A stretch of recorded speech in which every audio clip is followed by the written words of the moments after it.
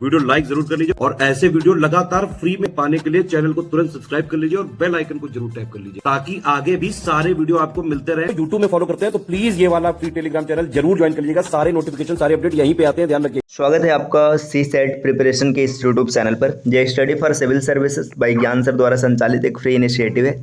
इस चैनल के माध्यम से आप स्टेट पीसीएस एग्जाम के सी सेट पेपर की कंप्लीट तैयारी कर सकते हैं। चलिए आज की क्लास स्टार्ट करते हैं। आज की इस क्लास में हम लोग पीईटी 2023 के मैथ्स के कुछ क्वेश्चन को कवर करेंगे। और क्लास स्टार्ट करने से पहले अगर आप हमारे टीम के पैड ग्रुप से जुड़ना चाहते हो तो टीम का नंबर दिया गया, आप इन नंबर से संपर्क कर सकते हैं। प्ले स्टोर से study for civil services search करके हमारे एप्लीकेशन को जरूर इंस्टॉल कीजिएगा। चलिए बढ़ते हैं अपने प्रश्नों की ओर।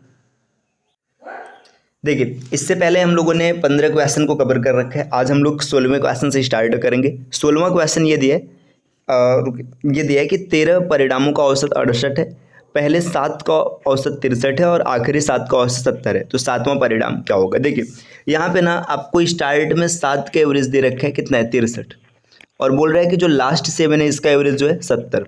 अब आपसे पूछ और एक चीज़ दिया है कि 13 जो है ना इनका एवरेज कितना दिया है 68, तो आपसे पूछ रहा है कि बताइए 7th नंबर क्या होगा। देखिए बड़ा आसान सा क्वेश्चन है, सिर्फ मल्टीप्लिकेशन का खेल है। आप इसको शॉर्ट अप्रोच से भी कर सकते हैं, लेकिन हम लोग बेसिक के साथ चलेंगे। अब देखिए आप इसका मल्टीप्लाई कराएंगे, जब इसका मल्टीप्लाई कराएंगे तो 7 त्रिक 21, 2 हासिल है, 7 छंग 42, 43 44 इतना मिलेगा।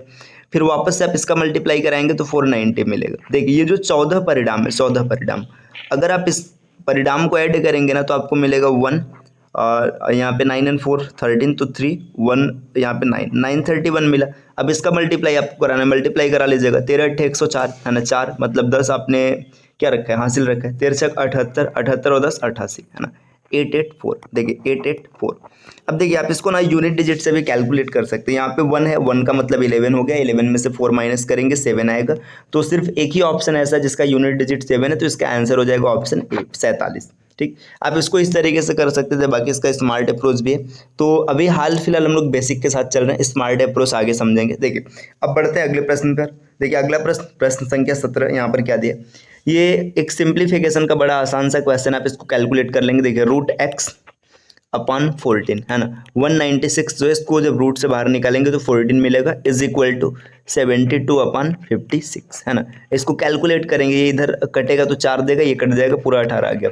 √x इज इक्वल टू 18, तो x is equal to 324, option number C इसका बिल्कुल सही हो जाएगा। अगला प्रश्न है प्रश्न संख्या 18, राहुल का वेतन मोहन के वेतन से 20% अधिक है। देखिए यहाँ पे राहुल है, यहाँ पर मोहन है। राहुल देखो यहाँ पे वेतन की बात है, मोहन से ना 20% अधिक है, तो 20% की परसेंटेज फ्रैक्शन वैल्यू होती है 1/5। मोहन का वेतन 5 है तो राहुल का वेतन 6 हो जाएगा, है ना। इसको कैलकुलेशन करने में आसानी इसलिए हम 500 और 600 मान लेते हैं। ठीक, देखिए इतना हो गया। अब आगे बोला जा रहा है कि राहुल को वेतन पर 30% की वृद्धि मिलती है। देखिए राहुल का वेतन 30% बढ़ेगा, तो 600 का 30% 180 हो जाएगा। राहुल का वेतन बढ़ करके 780 हो गया। आगे बोला जा रहा है कि मोहन को अपने वेतन पर 40% की वृद्धि मिली, तो 500 का 40% 200 होता है, तो मोहन का वेतन हो जाएगा 700। अब आगे बोला जा रहा है कि वेतन वृद्धि के बाद राहुल का वेतन मोहन के वेतन से लगभग कितने परसेंट अधिक है। देखिए ये 80 जाता है ना, राहुल का वेतन 80 जाता है, किससे ज़्यादा है 700 से ज़्यादा है, तो बटे 700 लिखेंगे, लेकिन 100 से गुणा करेंगे तो चीज़ें कट जाएंगी। तो यहाँ पे आपको अप्रॉक्सीमेट 11% मिलेगा लगभग। ठीक है, आंसर आपका ए सही हो जाएगा। चलिए बढ़ते हैं अगले प्रश्न की ओर। प्रश्न संख्या 19 क्या कहता है, अमित अपना मोबाइल 1820 रुपए की दर से बेचता है और उसे 30% की हानि उठाता है। मतलब 1820 रुपए का जब बेच रहा है तो 30% की हानि हो रही है, मतलब पता है ये 70% की वैल्यू है ना। अब आपसे पूछ रहा है कि 30% का लाभ चाहिए, 30% का लाभ चाहिए मतलब 130% चाहिए। तो देखिए 1820/70 और गुणे एक, यहाँ पे थोड़ा सा दिख नहीं रहा है, मैं यहाँ लिखता हूँ। देखिए 1820/70 गुणे 130, ये कैलकुलेशन करना है, 0 से 0 कट गया, इसको कैलकुलेट कर लीजिएगा, जो आंसर आएगा वो एकदम सही होगा। ठीक है, तो अगर मान लीजिए हम लोग कैलकुलेट करने के लिए अभी फिलहाल में इसको जाएँ तो 7 दूना 14, 7 छंग 42, 26 आ गया, गुणे 130 है ना। देखिए इसको 13 में 169 होता है, 169 का डबल करेंगे है ना, 169 का डबल करेंगे तो आपको 8 मिलेगा, तो आंसर हो जाएगा 3380, ऑप्शन बी।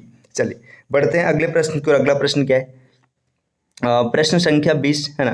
20 में क्या दिया गया, 20 वाला क्वेश्चन आपके सामने ये है कि इसको कैलकुलेट करना और कैलकुलेट करके बताना है कि आंसर क्या आएगा। तो सिंप्लीफिकेशन का एक आसान सा क्वेश्चन, आप इसको कैलकुलेट कर लेंगे, इसमें कोई दिक्कत नहीं होने वाली, तो आप इसको कर लीजिएगा। प्रश्न संख्या 21, कौन सी संख्या 3 से विभाजन है? डिविजिबिलिटी। डिविजिबिलिटी में आपको 3 की विभाज्यता पता होगी। 3 की विभाज्यता क्या होता है? जो डिजिट्स का सम होता है, मतलब अंकों का जो योग होता है, ये भी क्या होता है, डिजिट्स का सम जो होता है, ये 3 से पूरी तरीके से कट जाएगा। तो यहाँ पे चेक कर लेते, देखिए 6 पूरा कट गया, 3 कट गया, 3 कट गया, 2 1 3 कट गया। देखिए ये पहला ऑप्शन ही है ना जो 3 से नहीं कटेगा। जब आपसे पूछा कौन सा नहीं कटेगा, पहला नहीं कटेगा तो आगे चेक करने की जरूरत ही नहीं, ऐसे चेक करेंगे तो सब कट जाएंगे। देखिए 2 1 3 3 6 8 7 15 9, ये कट जाएगा। तो पहला ऑप्शन जब मिल गया तो आगे चेक करने की कोई ज़रूरत ही नहीं। चलिए इसी तरीके से देखिए अगला प्रश्न पूछा है कि इस संख्या को 33 से भाग देने पर शेषफल क्या आएगा, ये ज्ञात करना है। तो ये क्वेश्चन आप खुद से कर लीजिएगा, 33 से भाग देकर चेक कर लेना। आगे पूछ रहा है निम्नलिखित में से कौन सी एक संख्या अभाज्य नहीं है। अब देखिए अभाज्य संख्या चेक करने का तरीका क्या होता है, जो संख्या दिया रहेगा उसका जो नियरेस्ट आप लेंगे, मतलब स्क्वायर होता है, उसको उठाएंगे और उसका वर्गमूल। जैसे देखिए 673 दिया, तो 673 के सबसे पास की संख्या अगर हम देखेंगे तो क्या होता है, देखिए 625 किसका होता है, 25 का होता है, और 26 का होता है 676, ठीक है। तो यहाँ पे 26 है। अब 26 से नीचे ना जितनी भी अभाज्य संख्या है, जैसे देखिए 23 हो गया, 23 के बाद 19 हो गया, 19 के बाद आप और नीचे आएंगे तो 17 है, 17 के बाद आपको मिलेगा 13, 13 के बाद 11, 11 के बाद आपको मिलेगा 7 5 और 3 और 2। इन सबसे ना डिविजिबिलिटी लगा करके चेक करेंगे कि कटेगा कि नहीं कटेगा। देखिए 2 की डिविजिबिलिटी, कोई संख्या 2 से नहीं कटेगा, है ना। 3 की बात चेक करेंगे, है ना। पूछा कौन सी संख्या अभाज्य नहीं है, तो जो कटेगा वो अभाज्य नहीं होगा, है ना। देखिए 3 की डिविजिबिलिटी पर देखेंगे तो 7 6 13 नहीं कट रहा है ना, 7 8 15 भी नहीं कट रहा है ना, 7 4 11, 11 7 18, देखिए ये 18 हो गया, है ना। 18 होने का मतलब क्या हो रहा है, सॉरी 7 4 11 9 19, सॉरी, ठीक है, ये 19 है, ये भी अभी फिलहाल नहीं है, ठीक है। इसके बाद देखिए 7 3 10 1 11, 3 से भी कोई नहीं कट रहा है, 5 देखिए 5 से भी नहीं कटेगा, 7 की डिविजिबिलिटी चेक कर लेते, तो इस हिसाब से ना आप विभाज्यता चेक कर लेना। ये गलती से लग गया, है ना। विभाज्यता चेक कर लीजिएगा, जो मतलब कट जाएगा, है ना, वही अभाज्य नहीं होगा, अगर जो नहीं कटेगा वो अभाज्य रहेगा। चलिए आते हैं अगले प्रश्न पर। प्रश्न संख्या 24 क्या बोला जा रहा है, 24 क्वेश्चन ये बोल रहा है कि 2100 कर्मचारियों वाली एक फर्म में 735 को वेतन में वृद्धि मिली, मतलब इनका वेतन ग्रोथ किया, और 300 को पदोन्नति मिली और 65 को दोनों लाभ मिले, तो कितने लोगों को कोई लाभ नहीं मिला। देखिए यहाँ पे समझिए वेन डायग्राम बना, वेन डायग्राम बना, यहाँ पे ना इनकी सैलरी इंक्रीज हो रही है ना, और यहाँ पे इनका पोस्ट इंक्रीज हो रहा है, ठीक। देखिए 65 लोग ऐसे ना जिनको दोनों लाभ मिला, तो 65 यहाँ पर आ गए। अब 735 की सैलरी इंक्रीज हुई, तो 65 तो यहाँ आ चुका है, तो बचेगा कितना, 670 लोग यहाँ पर आ गए, है ना। इसके बाद देखिए क्या हो रहा है, 300 का पद बढ़ रहा है, अब 300 की पोस्ट बढ़ रही है, 65 इधर आ चुके हैं, है ना। अब अगर इसको कैलकुलेट करेंगे तो 235 यहाँ पर मिलेगा। तो इतने लोग हैं ना जिनको फायदा मिल रहा है। अब इनको जोड़ लेते हैं कितने लोगों को फायदा मिल रहा है। देखिए 735 ये हो गए पूरे के पूरे, है ना। 735 में 235 जोड़ेंगे तो 700 में जब 200 जुड़ेगा तो आपका कितना हो जाएगा, 900 हो जाएगा, और 35 35 70, 970 लोगों को फायदा मिल रहा है। देखिए अब 70 यहाँ पर आ गया, 100 में से 70 घटाएंगे तो 30 मिलेगा, 30 खाली एक ऑप्शन में, ऑप्शन सी, तो ये सही हो जाएगा ऑप्शन सी। बढ़ते हैं अगले प्रश्न की ओर। अगला प्रश्न क्या है, देखिए नेक्स्ट अगर अगले प्रश्न को देखेंगे 25 नंबर का क्वेश्चन आपसे पूछा जा रहा है कि निम्नलिखित भिन्नों में से कौन सा भिन्न सबसे बड़ा है। अब आपसे ये पूछा जा रहा है कि सबसे बड़ा भिन्न कौन सा है, तो देखिए यहाँ पे ध्यान से देखिएगा, इसको जब आप सेट देखेंगे तो ये आपको 1 से कम वैल्यू देगा, ठीक। ये भी 1 से कम देगा, लेकिन यहाँ पे 9/8 ये 1 से बड़ी वैल्यू देगा, तो ऑप्शन सी इसमें बिल्कुल सही हो जाएगा। ज़्यादा इसमें परेशान होने की ज़रूरत नहीं है, ठीक है। बाकी आप इसको चेक भी कर सकते हैं, क्रॉस मल्टीप्लीकेशन होता है ना, एलिमिनेशन होता है, या फिर आप डिवीजन मेथड से चेक कर सकते हैं। चलिए आते हैं अगले प्रश्न पर। प्रश्न संख्या 26 है ना, 26 नंबर का क्वेश्चन क्या दिया है, देखिए इसको आपको सॉल्व करना है। अगर आप इसको सॉल्व करेंगे तो यहाँ पे मिलेगा 7/8 माइनस 1/6, है ना। बड़ा सहज सा क्वेश्चन है, 7 अंक 42, है ना, और -8 और बटे में 8 छका 48, है ना। अब इसको कैलकुलेट करेंगे, 42 में से अगर आप 8 घटाएंगे तो आपको मिलेगा 34, है ना, और बटे 48, इसको काट देंगे तो 17/24, ऑप्शन डी बिल्कुल सही हो जाएगा। अगला प्रश्न है प्रश्न संख्या 27 नंबर का क्वेश्चन क्या दिया है, आपसे पूछ रहे हैं कि प्रश्न चिन्ह के स्थान पर क्या आएगा। तो ये आसान सा क्वेश्चन है, देखिए आप इसको इधर सेट कर लेना, कैलकुलेट कर लेना, आंसर आ जाएगा। या फिर रुके से कर ही देते, देखिए यहाँ पे लिखेंगे, देखिए 75/5, 75/5 कितना आएगा, 15, 15 दूना 30, है ना, 30 माइनस 36 का 18, ठीक है, बराबर। देखिए ये आपको नहीं पता है एक्स में, देखिए 9 9 81 हो जाएगा, 81 में से अगर आप 6 को घटाएंगे तो कितना मिलेगा, 74 मिलेगा, x - 74, है ना। अब आप इसको सेट कर लेना अपने हिसाब से, जो आंसर आएगा वो बिल्कुल सही हो जाएगा, ठीक है। चाहे इसको इधर ट्रांसफर कर दीजिएगा, सब मतलब यही तरीका ही अच्छा होगा। आप इसको इस 74 को ना इधर ट्रांसफर कर देना, 74 को इधर ट्रांसफर करेंगे तो यहाँ पे देखिए 4 हो जाएगा। इसके बाद आप इसको सेट कर लेना, क्या आंसर बनेगा। चलिए आते हैं अगले प्रश्न पर। अगला प्रश्न आपके सामने ये है 28 नंबर का क्वेश्चन। 1.25 और 1.75 का योग, अगर आप इसको जोड़ेंगे तो ये पूरा का पूरा 2 हो जाएगा। और 0.6 और 0.2 के अंतर, तो इसको आप घटाएंगे तो मिलेगा 0.4, है ना। अब इसको सेट करेंगे तो 20/4, 20/4 का मतलब 5, ऑप्शन सी बिल्कुल सही हो जाएगा। अगला प्रश्न है कि 0.054 संख्या 1/10 की अपेक्षा कितनी बड़ी है, तो इसको आप सेट कर लेना आराम से। चलिए अगले प्रश्न पर आते हैं। ये देखिए एक साधारण सा जोड़ का क्वेश्चन है, प्रश्न संख्या 30। इसमें दशमलव का जोड़ है पूरा, ठीक है, तो इसको भी आप कर सकते हैं।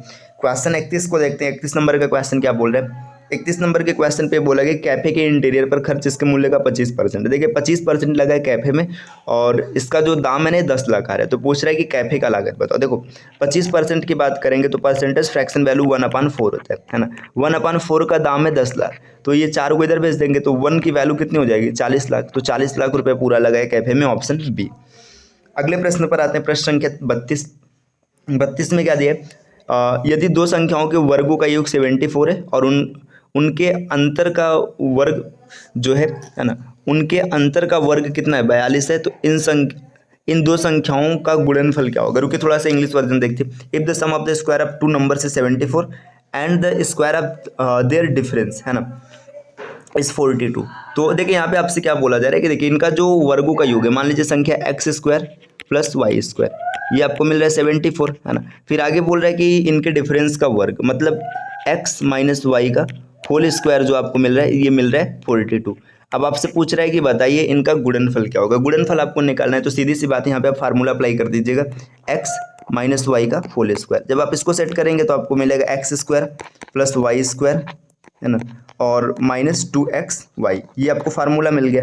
अब देखिए x माइनस वाई का होल स्क्वायर कितना दे रखा है 42 दे रखा है ना, बराबर यहाँ पर आपको क्या दे रखा है, देखिए इसकी पूरे की वैल्यू दे रखा है कितना, यहाँ पे 74 दे रखा है, 74 माइनस 2xy, है ना। 2xy को इधर ट्रांसफर कर देना और 42 को इधर ट्रांसफर कर देना, तो 2xy बराबर आपको मिल जाएगा 32, है ना। और xy बराबर कितना हो जाएगा 16। तो ये आसान सा क्वेश्चन था जो कि सर्वसमीका पर आधारित था, ऑप्शन बी इसका बिल्कुल सही हो जाएगा।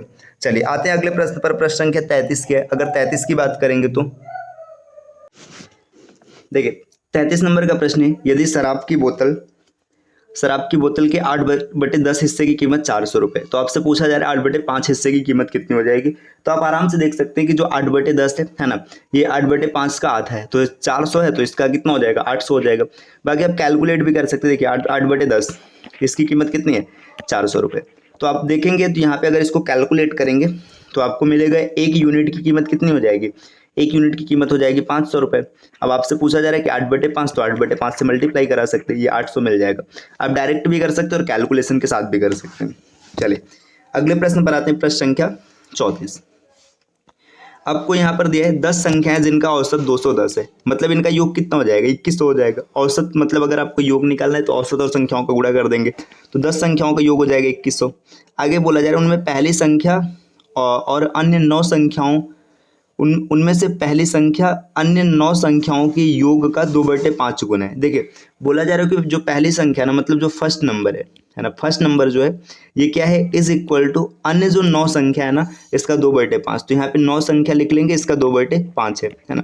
तो यहाँ पे देखिए आपको ये पता चल जाएगा कि जो पहली संख्या है वो 2 यूनिट है ना। पहली संख्या यहाँ पे देखिए, यहाँ मैं इधर सॉल्व कर रहा हूँ, जो पहली संख्या है इसकी ये 2 यूनिट है, और जो बची हुई 9 संख्याएं हैं, है ना, ये कितनी यूनिट है 5 यूनिट है। अगर आप सबको देखेंगे तो हो जाएगा 7 यूनिट। 7 यूनिट की वैल्यू 2100 दिया, तो 2 यूनिट की वैल्यू कितनी हो जाएगी 600 हो जाएगी, ऑप्शन डी। बढ़ते हैं अगले प्रश्न की ओर। प्रश्न संख्या 35 दिया है, किसी कक्षा में 2 अनुभाग है, अनुभाग वाई में 80 विद्यार्थी और अनुभाग जेड में 70 विद्यार्थी। विज्ञान की परीक्षा में दोनों अनुभागों का माध्य अंक 90 है, तो दोनों अनुभागों के कुल प्राप्तांक का अंतर क्या होगा। देखिए यहाँ पे मतलब ये आप एलिगेशन से भी इसको बना सकते हैं आराम से, कोई दिक्कत नहीं होगा। तो आप ट्राई करिएगा, ठीक है, देखिएगा आपसे बनता है कि नहीं बनता है। चलिए आते हैं अगले प्रश्न की ओर, है ना। नेक्स्ट अगला प्रश्न है 10 हाथियों का औसत भार 500 है। देखिए 10 हाथियों का औसत भार कितना है 500। यदि 2 और हाथियों को शामिल कर लिया जाता है तो औसत भार 510 किलो हो जाता है। दोनों नए हाथियों का औसत भार क्या होगा? देखिए समझिए 10 हाथी है, 10 हाथी का औसत वजन है 500, है ना। अब यहाँ पे 2 हाथी एक्स्ट्रा आते हैं। देखिए जो 2 हाथी आते हैं ना, ये 500 तो अपना लेकर ही आएंगे क्योंकि एवरेज मेंटेन रखना है ना। अब इसके बाद क्या हो रहा है कि 2 हाथी मिलके ना इतना वजन एक्स्ट्रा लेकर आते हैं, जिससे 10 हाथियों का वजन कितना कितना, आप देखेंगे 10 हाथियों का वजन 10-10 किलो बढ़ जाता है, और साथ में इन दोनों का भी तो 10-10 किलो बढ़ेगा। मतलब ये 2 हाथी मिल करके 12 हाथियों के लिए 10-10 किलो एक्स्ट्रा वजन लेकर आते हैं। तो ये कितने लेकर आएंगे? 120 किलो ना एक्स्ट्रा लेकर आएंगे। 120 किलो एक्स्ट्रा लेकर आएंगे। कितने लोग लेकर आए? 2 लोग लेकर आए, तो एक हाथी कितना वजन एक्स्ट्रा लेकर आएगा? 60 किलो लेकर आएगा। तो 500 इसका सामान्य वजन और 60 किलो जो एक्स्ट्रा लेकर आया था, 560 इसका ऑप्शन डी बिल्कुल सही हो जाएगा। चलिए बढ़ते हैं अगले प्रश्न की ओर। अगला प्रश्न क्या है? देखिए 10 लड़कों के पास कुल 410 रुपए जेब खर्च है। रुपए 9 की दर से प्रत्येक ने पेंसिल खरीदा। अब उनके जेब खर्च का औसत कितना बचता है? देखिए सीधी सी बात है ना। जो 10 लड़कों के पास जेब खर्च है ना 410 रुपए, है ना। अब इसमें से इन्होंने 90 रुपए खर्चा कर दिया। 90 रुपए खर्चा कर दिया तो बचा कितना? देखिए 410 में से 90 को माइनस कर देंगे तो बचेगा 320 रुपए, है ना। 320। अब ये 10 लोगों में बंटना है तो एक को कितना मिलेगा? 32 मिलेगा। ऑप्शन बी बिल्कुल सही हो जाएगा। चलिए अगला प्रश्न, प्रश्न संख्या 38 देखते हैं। एक बल्लेबाज का 18 पारी में कुछ औसत रन था। 19वीं पारी में उसने 90 रन बनाया और उसका औसत रन 2 रन से बढ़ गया। 19वीं पारी के बाद रनों का औसत क्या होगा? देखिए 18 पारी तक इसका औसत कुछ था, हमें नहीं पता है, ठीक है, नहीं पता है। अब क्या होता है 19वीं पारी में ना ये कितने रन बनाते हैं? 19वीं पारी में बनाते हैं 90 रन, है ना। जब 90 रन बनाते हैं तो इसका एवरेज क्या होता है? 2 से बढ़ जाता है। 2 से बढ़ने का मतलब समझ रहे हैं? देखिए 19वीं पारी में ना जब ये 90 रन बनाया है ना, तो 90 रन जो इसका है ना, ये 18 पारी यहाँ और एक पारी यहाँ, है ना। ये 19 पारी के लिए ना क्या होता है कि 2-2 रन एक्स्ट्रा लेकर आता है। तो इसमें 38 को क्या करेंगे? 38 को माइनस कर देंगे। 38 को माइनस करेंगे तो 58, है ना। 58 इसका एवरेज हो जाएगा, ऑप्शन बी। चलिए अगले प्रश्न पर आते हैं। प्रश्न संख्या 39। ये दिया है कि इतना बराबर 64 है तो निम्नलिखित का मान ज्ञात कीजिए। सिंप्लीफिकेशन का एक आसान सा क्वेश्चन है, आप इसको कैलकुलेट कर लीजिएगा। प्रश्न संख्या 40 से 1200 सेब विद्यार्थियों के एक समूह में वितरित किए गए हैं। प्रत्येक विद्यार्थी को 3 सेब मिले। इस छात्र समूह में 30% छात्राएं थी, तो छात्राओं की संख्या से छात्रों की संख्या का अनुपात ज्ञात कीजिए। ठीक है, बड़ा सरल सा क्वेश्चन है ना। ये सब खाली आपको उलझाने के लिए दिया है। देखिए 30% छात्र है ना। देखिए 30% क्या है? छात्र हैं, तो 70% क्या हो जाएंगे? छात्र हो जाएंगे। ऑप्शन सी इसका बिल्कुल सही हो जाएगा। अगला प्रश्न सिंप्लीफिकेशन है, 41 कर लीजिएगा। 42 क्वेश्चन दिया। 40% व्यक्ति एक्स समाचार पत्र पढ़ते हैं, 50% व्यक्ति वाई पढ़ते हैं, 10% दोनों पढ़ते हैं, तो कितने व्यक्ति कोई समाचार पत्र नहीं पढ़ते हैं? देखिए यहाँ पे आपसे बोला जा रहा है ना कि 40, देखिए ये मान लीजिए वेन डायग्राम बन गया। यहाँ पे एक्स समाचार पढ़ेंगे, यहाँ पर वाई पढ़ेंगे। देखिए 40% लोग इधर आएंगे, है ना, 40% लोग इधर आएंगे, 50% लोग इधर आएंगे, 10% दोनों में जाएंगे। 10 यहाँ पर आ गया तो बचा ये 30 और ये कितना बचा? 40, है ना। 30 40 70 10 80 हो गया। इतने लोग समाचार पढ़ते हैं, तो कौन कौन नहीं पढ़ता है? 20% लोग नहीं पढ़ेंगे। Option D. चलिए आते हैं अगले प्रश्न पर। प्रश्न संख्या 43। देखिए 43 नंबर का क्वेश्चन क्या बोल रहे हैं? 5 परिणामों का औसत 46 और पहले 4 का 45। देखिए ये एकदम आसान से क्वेश्चन है। 5 का जो औसत है 46 है तो इसका योग हो जाएगा 230, मल्टीप्लाई कर देंगे, है ना। और 4 का औसत कितना है? आपका 45 है तो इसका योग हो जाएगा 180। अब इसको घटा देंगे तो आंसर आ जाएगा 50, ऑप्शन नंबर बी। ये भी सिंप्लीफिकेशन है, तो सिंप्लीफिकेशन आराम से आप इसको कैलकुलेट कर लेना, है ना। आगे दिए सबसे बड़ा कौन है, तो आप भिन्न में आप एलिमिनेशन या फिर किसी भी प्रकार से चेक कर सकते हैं। इसको भी आप आराम से कैलकुलेट कर लीजिएगा, है ना। अब यहाँ पे इसका एवरेज पूछा था, एवरेज भी आप निकाल सकते हैं, चाहे डेविएशन मेथड के साथ कैलकुलेट कीजिएगा, चाहे सामान्य मेथड से, है ना। 48 ये भी सिंप्लीफिकेशन है ना। यहाँ पे देखिए क्वेश्चन नंबर 49 देखते हैं। 49 क्या दे? एक परीक्षा में 70% विद्यार्थी भौतिकी में उत्तीर्ण होते हैं, 80% रीजनिंग में उत्तीर्ण होते हैं। दोनों में मतलब इन दोनों विषयों में 55% उत्तीर्ण हुए, तो दोनों विषयों में कितने परसेंट फेल रहे? तो ये वेन डायग्राम का क्वेश्चन। देखिए वेन डायग्राम बना, है ना। यहाँ पे क्या है? देखिए फिजिक्स है, यहाँ पे तगड़ा मतलब रीजनिंग है ना, रीजनिंग है। देखिए 55% दोनों में पास हो गए, तो 55 तो यहाँ पर आ गए, है ना। 70% फिजिक्स में थे तो बच्चे 15 इधर आ जाएंगे, और 80% रीजनिंग में थे तो बच्चे 25 इधर आ जाएंगे। इसको कैलकुलेट करेंगे तो 80, देखिए सॉरी 70 और मतलब 95% लोग क्या हो चुके हैं? पास हो चुके हैं। तो फेल कितने होंगे? 5% होंगे, ऑप्शन सी। इसके बाद एक सिंप्लीफिकेशन का क्वेश्चन आप आराम से कर लीजिएगा। अगर आप भी 28 और 29 तारीख को पीटी का एग्ज़ाम देना चाहते हैं तो ये क्वेश्चंस प्रैक्टिस करके जाइएगा। आपको मैथ्स में कोई भी दिक्कत या परेशानी नहीं होने वाली है, आप आराम से मैथ्स के जितने क्वेश्चन होंगे सब बना लेंगे। चलिए फिर अगली क्लास हम लोग रीजनिंग की करेंगे। उस वीडियो को देखने के लिए चैनल को सब्सक्राइब कर लीजिएगा। मिलते हैं आपसे नेक्स्ट वीडियो में, तब तक के लिए take care, bye bye and thank you.